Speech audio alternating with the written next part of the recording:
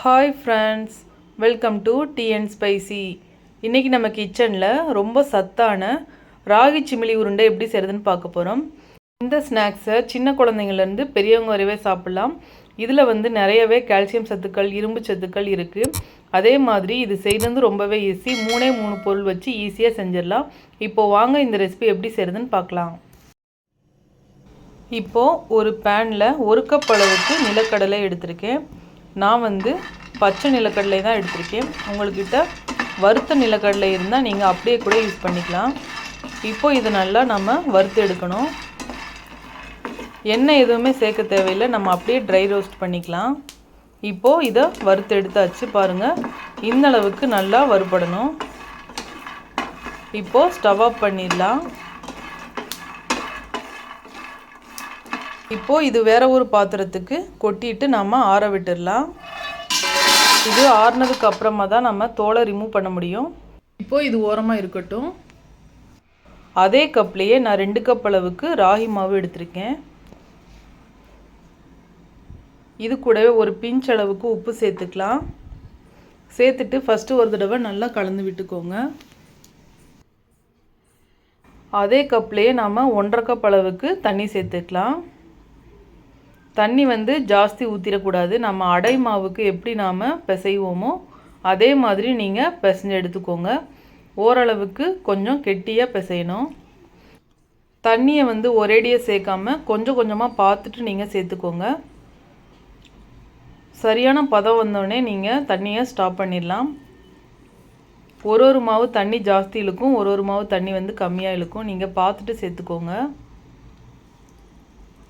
நம்ம 2 கப் மாவுக்கு 1.5 கப் தண்ணி கரெக்டான அளவாக இருக்கும். பாருங்கள், இந்த மாதிரி பிசைஞ்சு எடுத்துக்கோங்க. அடை நம்ம தட்டுவோம்ல அதே அளவுக்கு பிசைஞ்சு எடுத்தால் போதும். பாருங்கள், இந்த அளவுக்கு இருக்கணும். இந்த பக்குவத்தில் பிசைஞ்சால் தான் நம்மளுக்கு அடை தட்டுறதுக்கு நல்லா சூப்பராக இருக்கும்.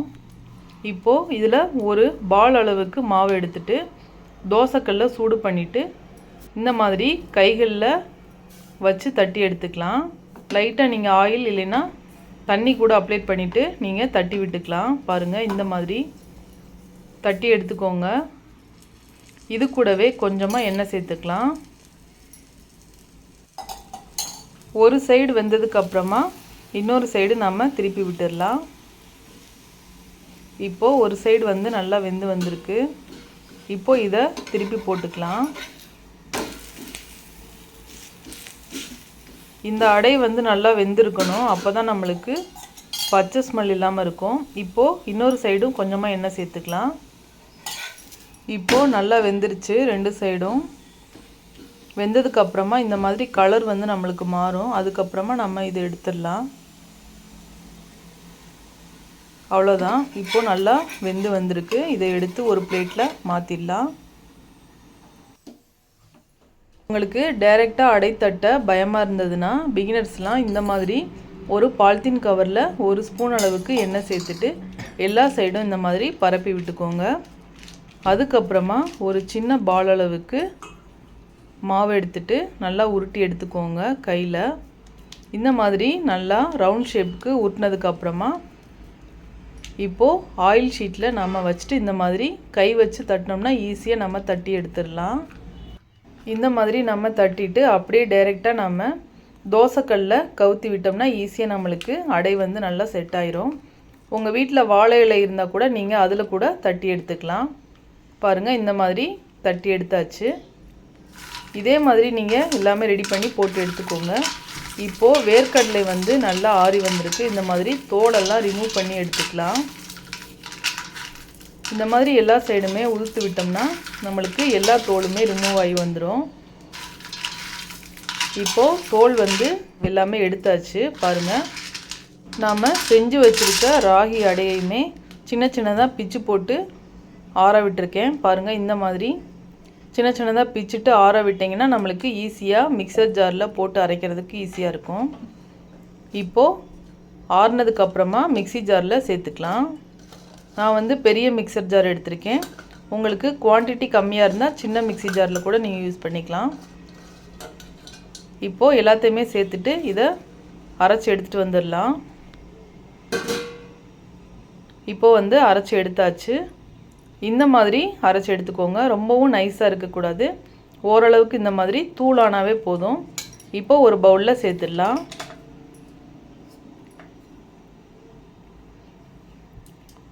இப்போது அதே மிக்சர் ஜார்லேயே நாம் ரெடி பண்ணி வச்சுருக்க நிலக்கடலையும் சேர்த்துக்கலாம். நம்ம எந்த கப்பில் மாவு எல்லாமே அளந்தோமோ அதே கப்லேயே 1.5 கப் அளவுக்கு நான் வெல்லம் சேர்க்குறேன். உங்களுக்கு ப்ரௌன் சுகர் சேர்க்க விருப்பம்னா கூட ப்ரௌன் சுகர் கூட சேர்த்துக்கலாம். இப்போது இதையும் பல்ஸ் மோடில் போட்டு அரைச்சி எடுத்துக்கோங்க. பாருங்கள், இந்த மாதிரி கொரகொரப்பாக இருக்கணும். அங்கங்கே நிலக்கடலை வந்து தெரியணும். அந்த மாதிரி அரைச்சி எடுத்துக்கோங்க. அப்போ தான் நாம் சாப்பிடும்போது நம்மளுக்கு கடிப்படும்போது இன்னும் டேஸ்ட் வந்து சூப்பராக இருக்கும். இப்போது எல்லாமே சேர்த்தாச்சு. இது கூட 1 ஸ்பூன் அளவுக்கு வெள்ளை எள்ளு சேர்த்துருக்கேன். 1/2 ஸ்பூன் அளவுக்கு ஏலக்காய் தூள் சேர்த்துக்கலாம். சேர்த்துட்டு கை வச்சு நல்லா கலந்து விட்டுக்கோங்க. இதில் நம்மளுக்கு எண்ணெய் நெய் எதுவுமே தேவைப்படாது. நம்ம கை வச்சு கலக்கும் போதே நம்மளுக்கு லட்டு வந்து பிடிக்கிற அளவுக்கு வந்துடும். ஏன்னா வந்து வெல்லம் சேர்த்துருக்கிறதுனால நல்லா மெல்ட் ஆகி வரும் நம்மளுக்கு.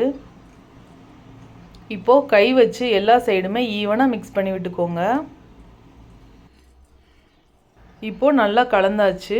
பாருங்கள், இந்த மாதிரி பிடிச்சி பார்த்தீங்கன்னா உங்களுக்கு பிடிக்கிறதுக்கு வரணும். பாருங்கள், இந்த மாதிரி. அவ்வளோதான்.